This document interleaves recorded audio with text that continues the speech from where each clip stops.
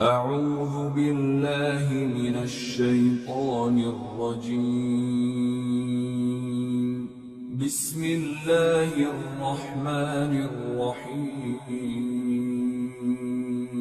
سورۃ آل عمران آیت نمبر 25۔ فَكَيْفَ إِذَا جَمَعْنَاهُمْ لِيَوْمٍ لَا رَيْبَ فِيهِ وَوُفِّيَتْ كُلُّ نَفْسٍ مَا كَسَبَتْ وَهُمْ لَا يُظْلَمُونَ۔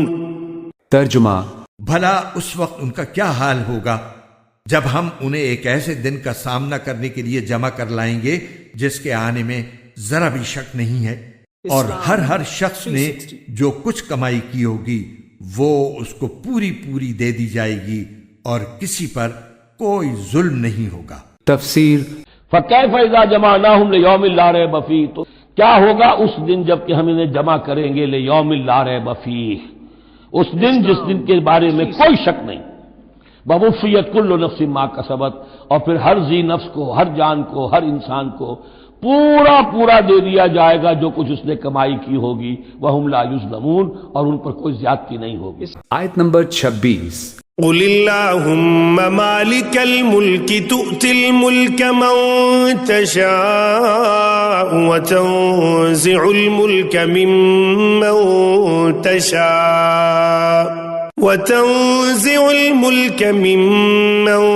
تَشَاءُ وَتُعِزُّ مَن تَشَاءُ وَتُذِلُّ مَن تَشَاءُ بِيَدِكَ الْخَيْرُ إِنَّكَ عَلَى كُلِّ شَيْءٍ قَدِيرٌ۔ ترجمہ: کہو کہ اے اللہ، اے اقتدار کے مالک، تو جس کو چاہتا ہے اقتدار بخشتا ہے، اور جس سے چاہتا ہے اقتدار چھین لیتا ہے، اور جس کو چاہتا ہے عزت بخشتا ہے، اور جس کو چاہتا ہے رسوا کر دیتا ہے۔ تمام تر بھلائی تیرے ہی ہاتھ میں ہے، یقیناً تو ہر چیز پر قادر ہے۔ تفسیر: جب غزوہ احزاب کے موقع پر آن حضرت صلی اللہ علیہ وسلم نے پیشن گوئی فرمائی تھی کہ روم اور ایران کی سلطنتیں مسلمانوں کے قبضے میں آ جائیں گی، تو کفار نے بڑا مذاق اڑایا کہ ان لوگوں کو اپنے دفاع کے لیے خندق کھودنی پڑ رہی ہے اور ان پر فاقے گزر رہے ہیں، مگر دعوے یہ ہیں کہ یہ روم اور ایران فتح کر لیں گے۔ اس موقع پر یہ آیات نازل ہوئیں جن میں مسلمانوں کو یہ دعا تلقین فرما کر ایک لطیف پیرائے میں ان کا جواب دیا گیا۔ آیت نمبر 27۔ تولج الليل في النهار وتولج النهار في الليل وتخرج الحي من الميت وتخرج الميت من الحي وترزق من تشاء بغير حساب۔ ترجمہ: تو ہی رات کو دن میں داخل کرتا ہے اور دن کو رات میں داخل کرتا ہے، اور تو ہی بے جان چیز میں سے جاندار کو برآمد کر لیتا ہے اور جاندار میں سے بے جان چیز نکال لاتا ہے، اور جس کو چاہتا ہے بے حساب رزق عطا فرماتا ہے۔ تفسیر: سردیوں میں دن چھوٹا ہوتا ہے تو گرمیوں کے دن کا کچھ حصہ رات بن جاتا ہے، اور گرمیوں میں دن بڑا ہوتا ہے تو سردیوں کی رات کا کچھ حصہ دن میں داخل ہو جاتا ہے۔ مثلاً بے جان انڈے سے جاندار چوزا نکل آتا ہے، اور جاندار پرندے سے بے جان انڈا۔ آیت نمبر 28۔ لا يتخذ المؤمنون الكافرين أولياء من دون المؤمنين ومن يفعل ذلك فليس من الله في شيء إلا أن تتقوا منهم تقاه ويحذركم الله نفسه وإلى الله المصير۔ ترجمہ: مومن لوگ مسلمانوں کو چھوڑ کر کافروں کو اپنا یار و مددگار نہ بنائیں، اور جو ایسا کرے گا اس کا اللہ سے کوئی تعلق نہیں، الا یہ کہ تم ان کے ظلم سے بچنے کے لیے بچاؤ کا کوئی طریقہ اختیار کرو، اور اللہ تمہیں اپنے عذاب سے بچاتا ہے، اور اسی کی طرف سب کو لوٹ کر جانا ہے۔ تفسیر: یار و مددگار عربی لفظ ولی کا ترجمہ کیا گیا ہے۔ ولی بنانے کو موالات بھی کہا جاتا ہے۔ اس سے مراد ایسی دوستی اور قلبی محبت کا تعلق ہے جس کے نتیجے میں دو آدمیوں کا مقصد زندگی اور ان کا نفع و نقصان ایک ہو جائے۔ اس قسم کا تعلق مسلمان کا صرف مسلمان ہی سے ہو سکتا ہے، اور کسی غیر مسلم سے ایسا تعلق رکھنا سخت گناہ ہے، اور اس آیت میں اسے سختی سے منع کیا گیا ہے۔ البتہ جو غیر مسلم جنگ کی حالت میں نہ ہوں ان کے ساتھ حسن سلوک، رواداری اور خیر خواہی کا معاملہ نہ صرف جائز بلکہ مطلوب ہے، جیسا کہ خود قرآن کریم نے سورہ ممتحنہ میں واضح فرما دیا ہے، اور آن حضرت صلی اللہ علیہ وسلم کی سنت پوری حیات طیبہ میں یہ رہی ہے کہ آپ نے ہمیشہ ایسے لوگوں کے ساتھ احسان کا معاملہ فرمایا۔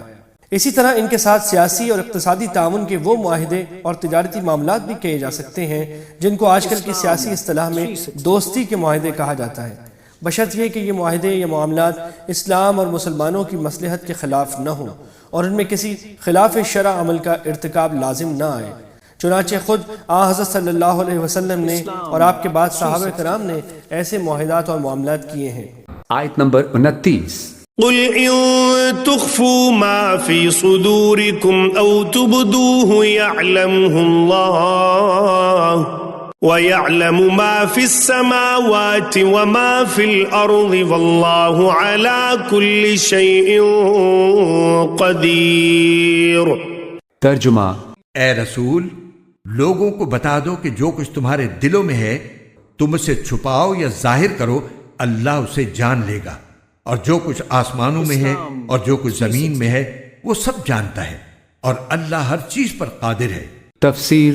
قل ان تخفوا ما فی صدورکم اور تبدوہ یعلم اللہ، کہہ دیجئے کہ اگر تم چھپاؤ جو کچھ کہ تمہارے سینوں میں ہے، اور تبدوہ ہو یا تم اسے ظاہر کر دو، یعلم اللہ، اللہ تعالیٰ اس کو جانتا ہے۔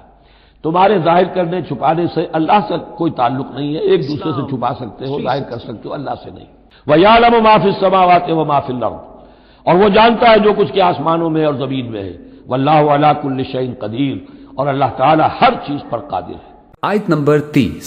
يوم تجد كل نفس ما عملت من خير محضرا وما عملت من سوء تود لو أن بينها وبينه أمدا بعيدا ويحذركم الله نفسه والله رؤوف بالعباد۔ ترجمہ۔ وہ دن یاد رکھو جس دن کسی بھی شخص نے نیکی کا جو کام کیا ہوگا اسے اپنے سامنے موجود پائے گا، اور برائی کا جو کام کیا ہوگا اس کو بھی اپنے سامنے دیکھ کر یہ تمنا کرے گا کہ کاش اس کے اور اس کی بدی کے درمیان بہت دور کا فاصلہ ہوتا، اور اللہ تمہیں اپنے عذاب سے بچاتا ہے، اور اللہ اپنے بندوں پر بہت شفقت رکھتا ہے۔ تفسیر۔ یعنی یہ اس کی انتہائی خیرخواہی ہے کہ وہ تمہیں قبل از وقت ایسے اعمال پر متنبع کر رہا ہے جو تمہارے انجام کی خرابی کے موجب ہو سکتے ہیں۔ آیت نمبر 31۔ قل إن كنتم تحبون الله فاتبعوني يحببكم الله ويغفر لكم ذنوبكم والله غفور رحيم۔ ترجمہ۔ اے پیغمبر، لوگوں سے کہہ دو کہ اگر تم اللہ سے محبت رکھتے ہو تو میری اتباع کرو، اللہ تم سے محبت کرے گا اور تمہاری خاطر تمہارے گناہ معاف کر دے گا، اور اللہ بہت معاف کرنے والا بڑا مہربان ہے۔ تفسیر۔ قل ان کنتم تحبون اللہ فاتبعونی یحببکم اللہ، اے نبی کہہ دیجئے کہ اگر تم لوگ چاہتے ہو کہ اللہ سے محبت کرو، اگر تم اللہ سے محبت کرتے ہو فاتبعونی، تو میری پیروی کرو، میرا اتباع کرو۔ یحببکم اللہ، اللہ تم سے محبت کرے گا، ویغفر لکم ذنوبکم، اور تمہارے گناہ بخش دے گا، واللہ غفور الرحیم، اور اللہ غفور الرحیم ہے۔ آیت نمبر 32۔ قل اطیعوا اللہ والرسول فإن تولوا فإن اللہ لا يحب الكافرین۔ ترجمہ۔ کہہ دو کہ اللہ اور رسول کی اطاعت کرو، پھر بھی اگر منہ موڑو گے تو اللہ کافروں کو پسند نہیں کرتا۔ تفسیر۔ یہاں پہلی تقریر ختم ہوتی ہے۔ اس کے مضمون خصوصاً جنگ بدر کی طرف جو اشارہ اس میں کیا گیا ہے اس کے انداز پر غور کرنے سے غالب قیاس یہی ہوتا ہے کہ اس تقریر کے نزول کا زمانہ جنگ بدر کے بعد اور جنگ احد سے پہلے کا ہے، یعنی 3 ہجری۔ محمد ابن اسحاق کی روایت سے عموماً لوگوں کو یہ غلط فہمی ہوئی ہے کہ اس سورت کی ابتدائی 80 آیتیں وفد نجران کی آمد کے موقع پر 9 ہجری میں نازل ہوئی تھیں، لیکن اول تو اس تمہیدی تقریر کا مضمون صاف بتا رہا ہے کہ یہ اس سے بہت پہلے نازل ہوئی ہوگی۔ دوسرے، مقاتل بن سلیمان کی روایت میں تصریح ہے کہ وفد نجران کی آمد پر صرف وہ آیات نازل ہوئی ہیں جو حضرت یحییٰ اور حضرت عیسیٰ علیہ السلام کے بیان پر مشتمل ہیں اور جن کی تعداد 30 یا اس سے کچھ زائد ہے۔